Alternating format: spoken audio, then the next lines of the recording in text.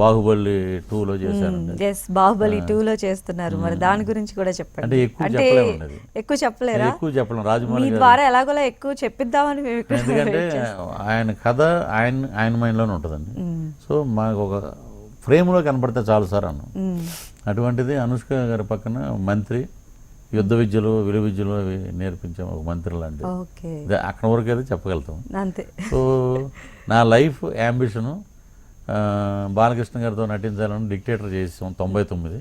100లో కూడా అవకాశం ఉందన్నారు, ఇంకా చేయలేదండి షూటింగ్. 150 సినిమాలు చేశాను.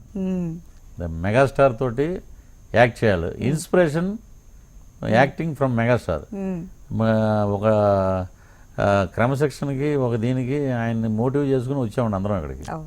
150th సినిమాలో నా స్టైల్లో ఉండే క్యారెక్టర్ నాతో చేయించారండి.